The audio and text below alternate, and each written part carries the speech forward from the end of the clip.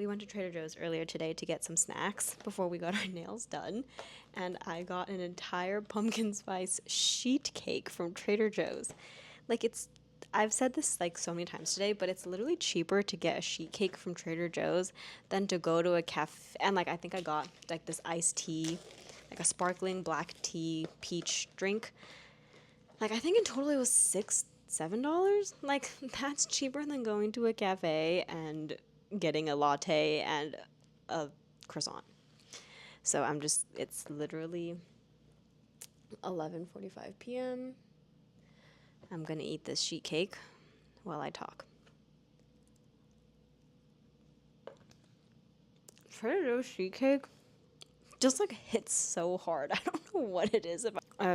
Please don't come at me for sitting in my bed with my outside clothes.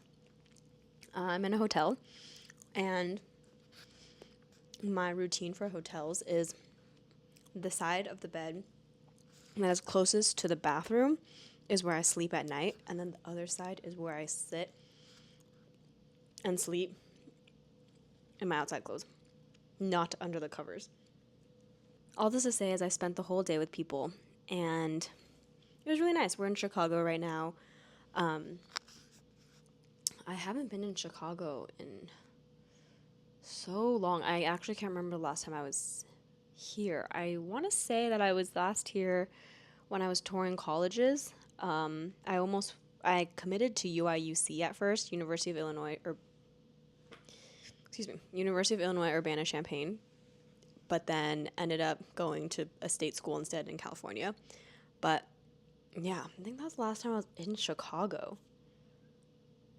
At least that was the last time I was in Illinois, which is just wild to me because I grew up coming here kind of often because we had family friends here.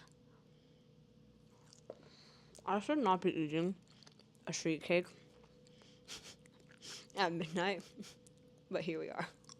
I think I'm gonna try to go climbing tomorrow with my new tour friends, so hopefully that is a workout. Because the eating on tour is really catching up to me.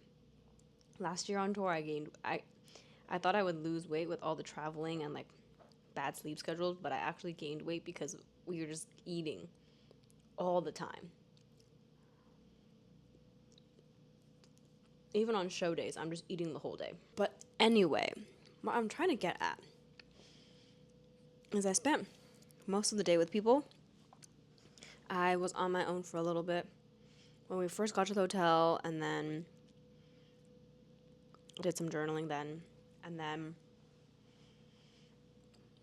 later, but basically like before dinner, I was also on my own for a bit. I was applying to some jobs, and then I also took a nap accidentally for like an hour. My alarm was supposed to be 20 minutes, but I didn't hear it, which is so rare for me. But we went to dinner for, my friend Zora's birthday at like 7, and then we came back to the hotel, and there's like the hotel bar. So we're all downstairs just hanging out. A bunch of other people came because the dinner was like a girls' dinner, so it was like all 9 of us girls on tour. And then, when we went to the hotel bar, it was just kind of like open invite. So people from the band came, crew, just everyone, just whoever wanted to come hang out, came to hang out. And that was fun. And I consider myself an extroverted introvert, just being by myself. Like, the hard part about tour is managing my sleep schedule, at least last year on the world tour, because we had hotels every night. So after the show, I would come back to my hotel room. I would work for a little bit doing socials, just like cleaning through my footage. And then I would shower, and then all of a sudden it's like 3 o'clock in the morning. And I wouldn't realize it because just like being on my own was so rejuvenating that I like wasn't even tired. And then this time it's not that big of an issue because we finish a show and then we shower and, get ready for bed at the venue, and then we go on the bus. And for the past few nights, we've been sleeping on the bus. The bus driver drives us while we're sleeping, and then we wake up in a new city. So that's how we did Houston, Austin, and Dallas, because this is 3 back-to-back shows. So that was pretty tiring. One of the nights I just didn't really sleep well on the bus, and yesterday night I didn't really sleep that well either. So Sleeping on the bus, I would say I kind of get enough sleep because everyone socializes at night, and then I realize I actually don't want to do that, so then I just go to my bunk and then I just go to bed. In that sense, I'm just being introverted. But then there's like all these like social events that happen where like, I'm still like it's mandatory or anything, but I like hanging out with people, and I'm still getting to know people. So I'll like go to these hangouts. Tonight we Irish goodbye at 11:30, but I'll come back into my room and then it's so nice and quiet and my own space, and my mess is everywhere that I look, and I can just rejuvenate and feel alive again. What the heck is that? You're joking. There's a little fly. Ugh. It's like on the wrapper though. It's like on the tape, not on my actual cake. So I'm still gonna eat the cake. Like it's midnight, but I don't really feel. I feel pretty tired from socializing, but I know after I shower I'm gonna feel fine, and then I'm not gonna be tired anymore. And then I'm gonna stay up, which is just my weakness. But after a full day of festivities and hanging out and just like being around people, I had a lot of one on one time and then a bit of like more group activities. Coming back to my hotel room by myself, like I say bye to everybody, and like I'm on the same floor as a lot of people, so we just like, we say bye in the hallways, whatever, and then I do my key card, I open the door, and then I come and I close the door, latch everything, and then it's just quiet. It's just very, very quiet in my room. And I really like to embrace the quiet. It's very nice to have my own space, and I feel very grateful and very lucky that on this tour we get our own rooms. I've heard of some tours where they have to like bunk up with somebody, so that's like 2 twin beds in a hotel room, so you're not really getting your own space. So I just feel very grateful that we have the luxury of having our own hotel rooms, just so I can have a space to like that's my own and to like recharge on my own. But I also do feel like I'm a lot more aware of being alone. I don't mind it too much. I consider myself pretty happy with being alone and like being single and all of that. Currently reading a book called Notes on Heartbreak, and the author talks about a big breakup that she had where she was with this person for like I think 4 years. I believe it's autobiographical memoir style, but yeah, she just talks about like how they first met in college and how they dated for several years and how they like built their lives around each other and they just like knew and understood each other. But at the end, they broke up because he realized that the relationship was getting codependent and he just needed space and he just wanted to be on his own. And she was like, I don't understand. Like, we're so good together though. Like, we like the same things. We get along with each other's friends. Your friends are my friends now, and vice versa. And the whole book is jumping back and forth between their meet cute and like the progression of their relationship versus where she is now, processing the breakup and moving on from that and like going out with her friends and things like that. It's been a while since I was like properly broken up with or properly experienced heartbreak. The last time someone broke up with me was back in college, so it's been a while. But think the last time I experienced like really intense heartbreak was probably like 2 years ago. I've like gone on dates and I've talked to people and we've ended things and whatever, but I don't think I haven't like felt serious heartbreak in a while, thankfully, because that stuff is painful. Okay, it's real and it's painful. But I think on tour and just like having this lifestyle that is more on the go and unpredictable, I really do enjoy it. I do love getting to meet new people all the time, especially people that I wouldn't have typically cross paths with. It's nice to get to expand my social circles beyond people who are exactly like me. A lot of the friends that I made in college, we met through very just similar circumstances and upbringings. So I feel like I see myself in a lot of my friends and vice versa. But now I'm meeting all these people that they have no idea what it looks like to have grown up in Asian conservative Christian space. And I'll tell them things about my upbringing and about my values and my beliefs and whatnot, and they just have no concept of the gravity of things and like why I live my life the way that I live. I mean, nobody is judgmental by any means. It's a very like open environment and everyone is just like curious and inquisitive in the kindest way possible. I've never felt judged on tour by any of these people. But yeah, so I love that I get to meet all these new people. I don't even know where I was going with that. I lost my train of thought. Someone that I was talking to last month or so was telling me that they think that I am just going through a lot of life changes at the moment. And in that way, we're kind of incompatible. And I think in the moment I felt very defensive of that because, like, I knew that that was true. When I was like, can you I literally was like, walk me through that. Like, can you elaborate, like, what you mean by that? Like, mansplain that to me, please. Please mansplain my life to me, and so I can understand where you're coming from. So they were just saying that, like, I don't know where I want to live. I'm not living in LA, but I'm also not really living in OC because I'm going on tour. And then, like, I moved the camera because I want to sit back a little bit. That looks bad. You just, like, you're going to be on the go, on tour, and stuff like that. Mentally, I felt very defensive. I think verbally I wasn't as defensive. At least I hope I wasn't. Maybe I was. I was reflecting about it.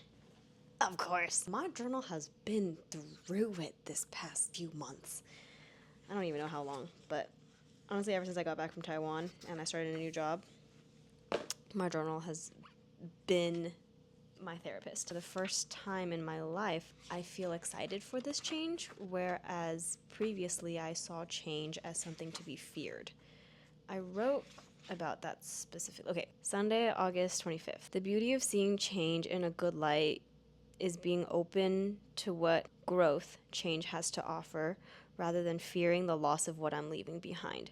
Yes, I'd ultimately like to be rooted and have consistent stability, but for now, I'm excited for this glass half full opportunity for change and growth and being in a consistent state of change and transition. Sorry, I keep moving my hair because it's just in my way. Being in the constant state of change and transition can't be weaponized against me anymore because I have no desire to remain stagnant. I am who I am and where I am because of the constant change of my life. And the ways that my thinking and perspectives have changed. The only constant is change, and I want to change, and I want to be someone who embraces change as well. My life is too full and too colorful and too layered to be with someone who can't accept that it's not asking for too much to want to be with someone who actually chooses me. Why was that so dramatic? This was like at 1 a.m. I think this is the first time in my life that I've felt like this open and receptive to all this change and upheaval in my life. But I also recognize now, like a month later, like I recognize where this person is coming from, and I honestly, I agree now. My life is full of change, and I don't really know what I'm doing with my life. Like, I don't know where I don't know what city I want to live in. I don't know what I want to do with my job. I feel unhappy in some ways, but very, very satisfied and very content in others. It's like the both things can be true situation, you know? But I just wonder when this will all settle. I wonder when I'll figure out where I want to live. I wonder when my career will feel stable for once. If I stay managing artists and they go on tour and I'm needed on tour, then yeah, I will be on the road every few months or so.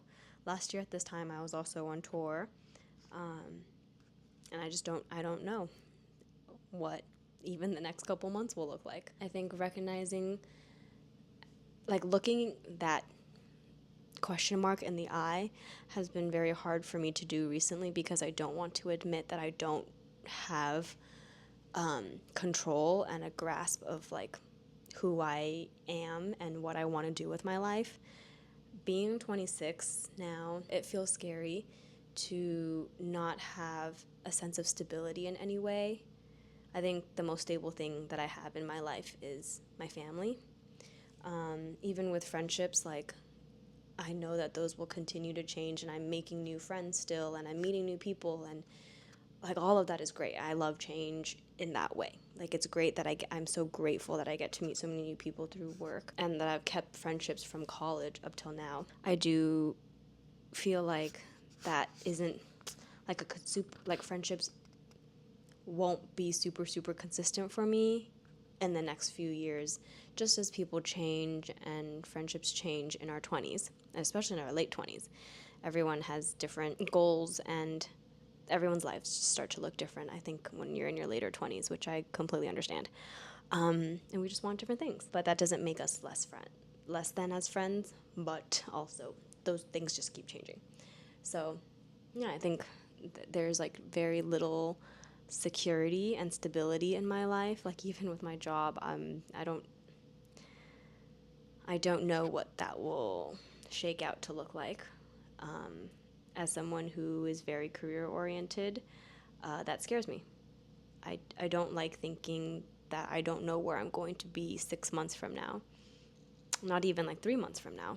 I'm not sure where I will be career wise. I've just been thinking a lot about what stability can look like and recognizing that what I value stability wise doesn't have to look the same as what everyone else's stability looks like. For example, one of my friends' version of this is a hypothetical version of stability can look like owning a home and having a family. That's what they want as a 28-year-old. I don't know. This is just fake scenario. So fake. Or it could look like making X amount of money at work. It can be financial stability. It can be socioeconomic stability. It can be social stability. It can be like spiritual stability, like being very consistent with their faith and going to church and finding community in that. And it just truly looks different for everybody. And recognizing that what my peers as 26-year-olds have instability doesn't have to be exactly what my life should look like right now. It's that age old situation of like, oh, like don't compare yourself to other people. Like we're all running different races. Like don't like we're all in our own lane, like why compare your life? Da, da, da, da. And I think the more that I think about it, the more that I'm recognizing that there's really no point in me comparing my life to other people's, because in some ways I've just had a more unconventional career path and just life decisions.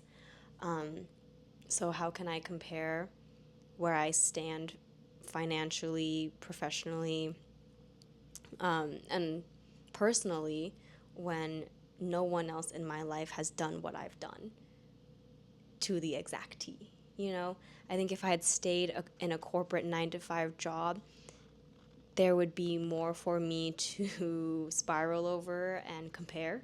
Like, oh, I switched jobs 3 times. Like, oh, but this person has never left their job and they've stayed there for 4 years now, whatever. But because my life doesn't look like that, because I have made changes and because I've made decisions that just look different than the average college graduate 4 years out of college, why am I even bothering to compare what my life looks like to someone else whose life genuinely just looks completely different? That's just something I've been thinking about a lot, and also recognizing like the power of saying no to things. Like I know that I need to trust myself and trust my gut, that I have the answers in me already, and I need to just believe in myself and recognize that that feeling is there for a reason.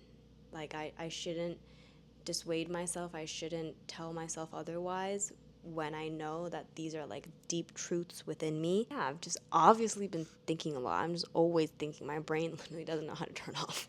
I think what I want in my life and in my career journey and personally, socially, friendship wise, all that stuff, like I know what that looks like.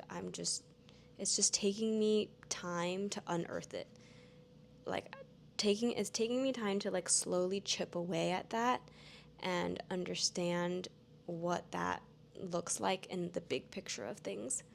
I have a strong intuition and like gut feeling of what I like to do, and I know what I'm good at. I don't always like admitting what I'm good, like recognizing what I'm good at and like being like, oh, like I am a creative person, like I am very organized. Like I don't like thinking about that, but I will do it for those job interviews. And when I'm applying jobs, I will milk it.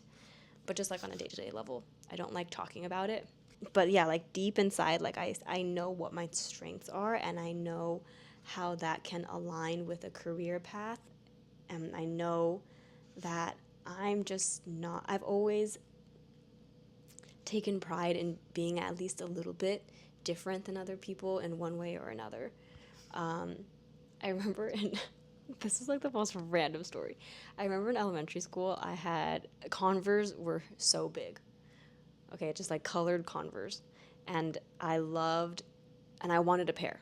So instead of getting a pair of regular canvas colored Converse, I got these clear plastic Converse so that you could see the socks because they're clear. So every day I wore different socks and it looked like I'm wearing different shoes. And I was like so hyped about that. I thought that that was so cool. I mean, looking back, it was definitely disgusting because your feet get warm and then the shoes get like cloudy and it's just disgusting, like just in plastic. But anyway, that was like probably my first recollection of wanting to be different, but the same as everybody else, like following the trend, but like with my own twist to it. And I've always understood that, like, yeah, to some degree, I like being a little bit different. I wouldn't say I'm unconventional all the time, but with my career path, like, it's just, yeah, like a lot of people have asked me about like my decision to go to Taiwan or like, oh, what were you doing there? And I'm just like, oh, I just like wanted to. I just felt like it was the right thing to do in the right time, and I didn't want the opportunity to pass me by. So I just took the leap of faith and did it.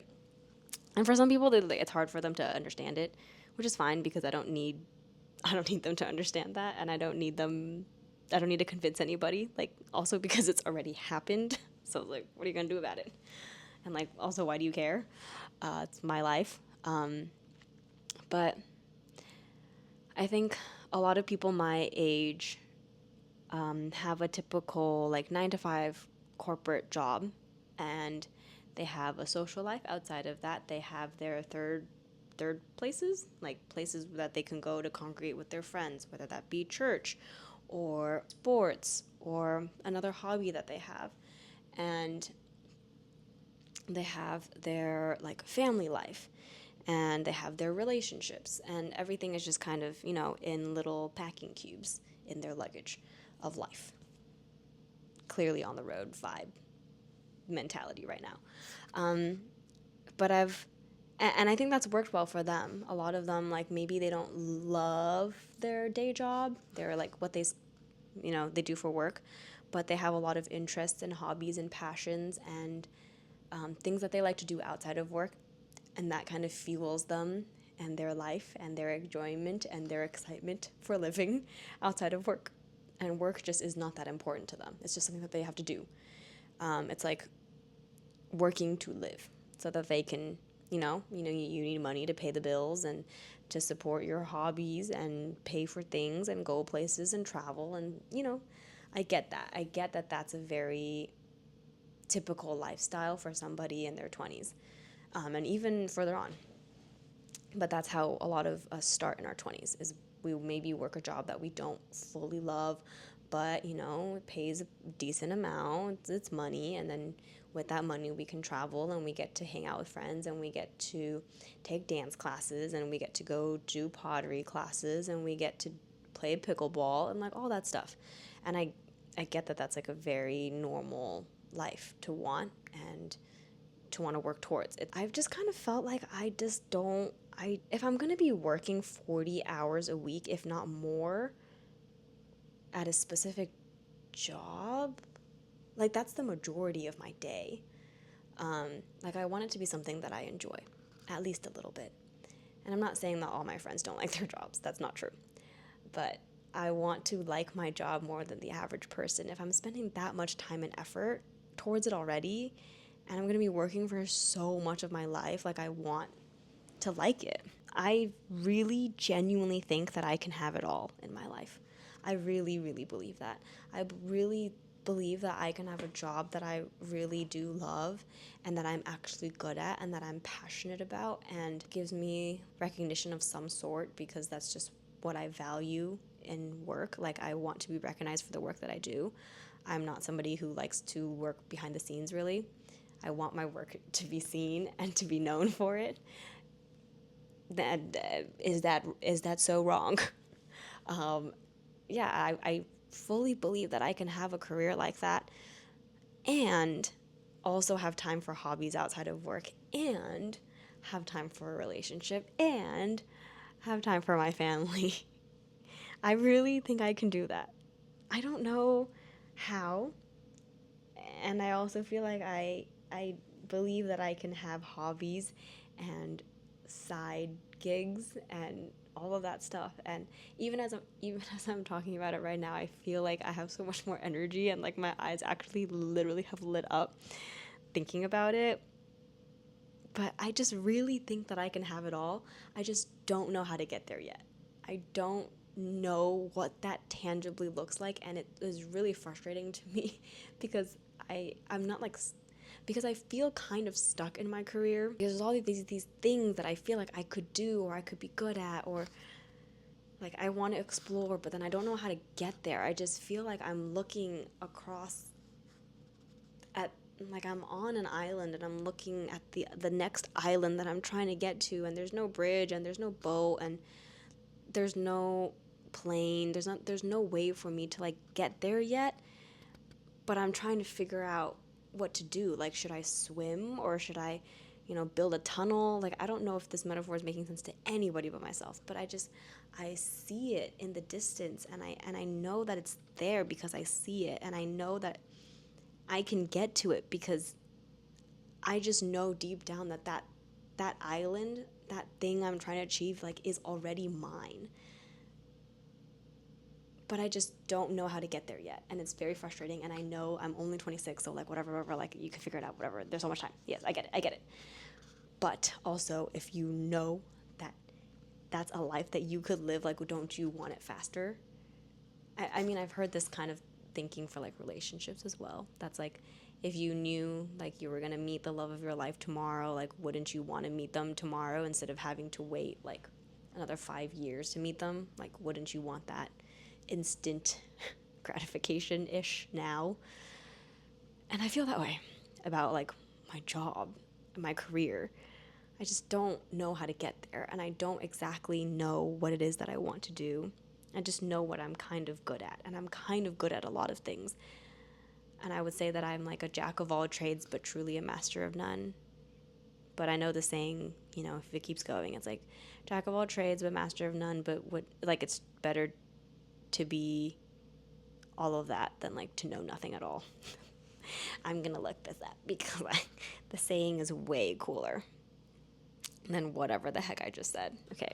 A jack of all trades is a master of none, but oftentimes better than a master of one. It originated in Old English around 1390. Oh my god. So long ago. I personally feel like a jack of all trades where I like know how to do a lot of random stuff. And even now, like, people are like, oh, I didn't know that you used to do design. Which is fair because I don't do anything like that anymore. I like that I have all of these areas of expertise-ish. Like, I've dabbled in several buckets of expertise. And yeah, I'm not by any means very, very, very, very extraordinary in any of them, but I know how to do it. And that accounts for something, it's not nothing. So I'm just trying to figure out how to piece all of these parts of myself and my personality and my career and who I know and connections and all of that stuff to like build a career for myself, because I'm still open to going back to like a corporate. I mean, technically I did work a corporate 9 to 5 job. Like, I work for a company. I'm not, I just happen to tour. I don't know. Like, when I started my current job, like, I was working at a company with, normal-ish working hours. Like, I worked a corporate job. And I'm open to going back to doing like a corporate job in design or in some field related to like digital marketing or social media. I don't know. I kind of hate social media, but yeah, like, I know that there are opportunities out there for me. If I wanted to pursue them, I could. I just feel like there's something more for me than this. I just don't know how to get there, which I've repeated like 10 million times at this point. And that's the frustrating part. And I think feeling this strongly about my personal career is all like kind of puts me in a little bit of a tricky position as well, because I feel like I'm gonna sound like a freaking like startup founder. And I'm not trying to sound like that, but genuinely, it does feel kind of lonely. Ew. Like, it does feel kind of lonely in a sense because, like, I feel like a lot of my close friends that don't work in the music industry, they don't fully understand what this life looks like and this lifestyle and the drive of it all. And then my friends that work in the music industry don't fully understand why I would want to leave it. So there's just like this push and pull between like everyone that I know. So the only person that I can really trust and listen to is myself because I know myself the best. It does feel a little bit lonely and I feel often misunderstood by either parties, not by anyone's ill intent at all. I don't really meet people who, like guys that care about their work. The silence is so loud right now. Okay, the past couple of guys that I've talked to, I think I was attracted to them because they cared about their jobs, like a lot. And I saw me in that. I felt seen and I felt understood and I felt recognized and I felt not crazy for caring about my job as much as I did because these guys did as well. And I don't know if that's my type because I feel like that is such a cursed type to have. Because like I don't know, like I want to be with somebody who's ambitious and who cares about their job because I care about mine and I want them to understand why I care about mine without me having to explain. And I want somebody who like will support my ambitions and my I don't even think my dreams are like that crazy, but because they feel so within reach somehow. But yeah, like I just want to be with somebody who wants more out of their life and more out of their career than what's traditional in a sense. But that also does feel kind of hard to find. And sometimes I feel like I'm not going to find somebody like that because I can't. Sometimes I kind of feel like I could be a flight risk, which is crazy because I feel like I'm like so open to doing like long distance. I'm open to like just trying. Like I just haven't found anybody who like wants to try. Who wants to try to be in a relationship with me. It's been like 2 years since my last serious relationship and I've gone on like several dates and whatever. I feel like I'm oversharing at this point. But anyway, yeah, it can just feel kind of lonely. And a lot of people that I know in the music industry date people that are in the music industry because they understand and whatever. I don't know how long I want to stay in the music industry. I do like it for now. And I do like being in the creative space as well. And there's a lot of that in like creative energy in the music industry. I don't for the longest time, like especially in college, I did not want to be with somebody who was also creative because I was like, oh, like I don't want to bring work home. Like I don't like what if we don't see eye to eye? What if we have the creative differences or whatever? As I've like been on dating apps and just like met different people, have had more exposure to more people because previously I had just dated like engineers and just like very technical guys because for some reason it felt like a good match to my creative free spirit kind of energy.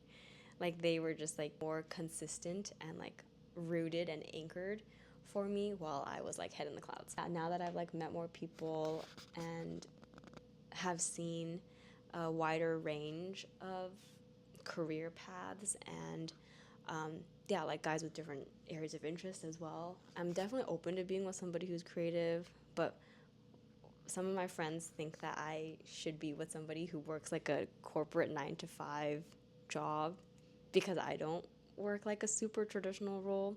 So like that could be good for me to feel like anchored in that way and to have somebody to come home to after like touring or whatever. But I feel like then that person needs to be like very secure in our relationship for me to like leave for several months at a time or for me to have like inconsistent work available. Yeah, I don't know. I mean, I'm only 26, but I also kind of want to figure this out soon because I'm already 26. You know what I mean? But yeah, I feel like I just said so many words that I don't even know where I was going with this. I just felt like I wanted to talk about it. Just coming back after socializing the whole day and just coming back and like being by myself and feeling a sense of loneliness, but not the hurt of the loneliness, if that makes any sense. Like feeling lonely and recognizing it for what it is, because I think last year I was like, oh, alone but not lonely kind of vibe. But this year I'm like, no, like you are lonely. Like you have all these people who have your back and you're friends with all these people who are in these hotel rooms with you right now. But at the end of the day, you are lonely. Like I am both alone and I am both lonely. And lonely is not a bad word. Lonely is not derogatory. It just is. And there's nothing wrong with admitting that you're lonely. So that's how I feel right now, is I do feel lonely. I came back to my room and it was nice and quiet, and I just wished I had somebody that I could talk to. I wish that there was somebody that I could call, somebody that I could text and tell them about my day and just give them updates, and I just want to hear about theirs. And I know that there is the argument of like, oh, but you have friends, and like, you know, you can always call your friends, and friends will always say that too, of you can always reach out to me. And it's like, I understand the sentiment and I recognize and I appreciate that, and I'm so grateful to have these people in my life. But also realistically, not that we own each other, but you are not mine. In one way or another, you belong to yourself, and or you belong to your belong like so loosely, like don't even come for me right now. But you have a partner, you have a boyfriend, you have a wife, you have a husband, like you have somebody. You aren't available. It's like hard to put it into words, but like if you understand me, if you get it, you get it, you know, like it would be nice.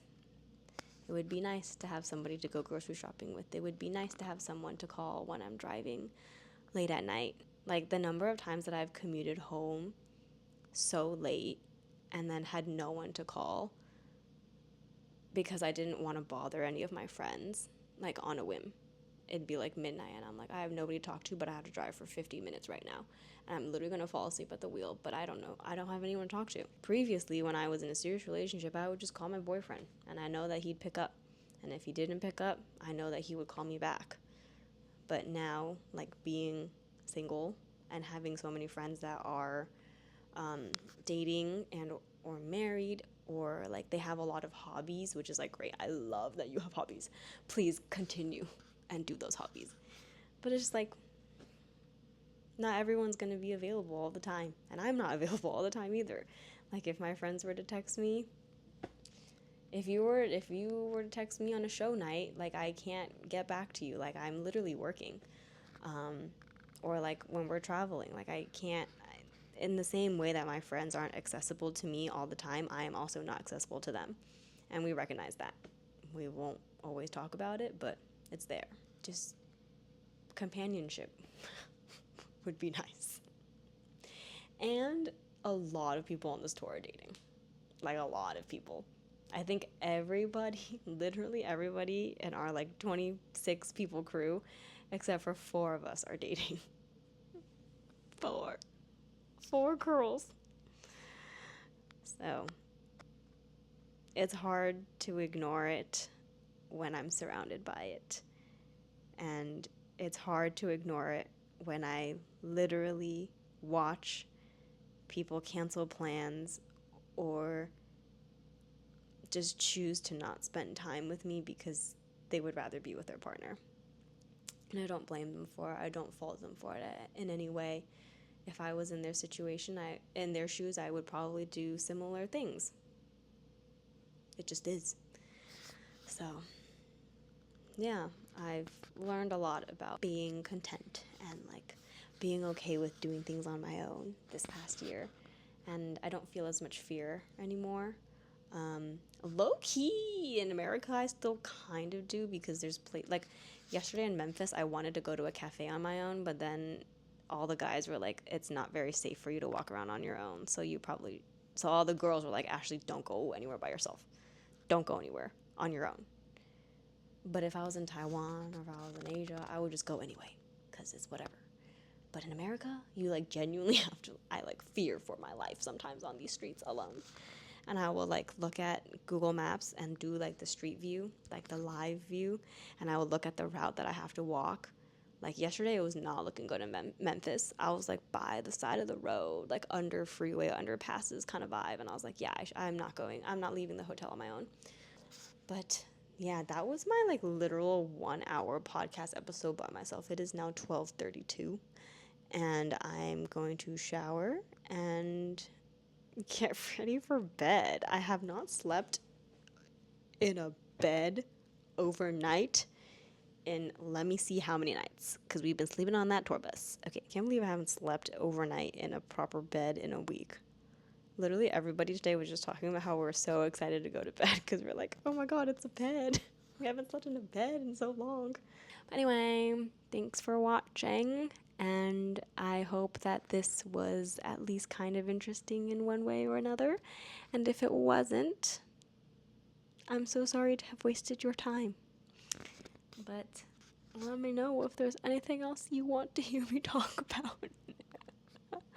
Like genuinely, I feel like you can give me a topic and I could talk about it for an hour. And if I'm not talking about that specific topic, I can talk about that topic and then veer off course and then like dilly-dally, yip yap, and then make my way back to the topic within the hour. So let me know. Thanks. Hope this was a fun update to all of my friends. Ooh, good night.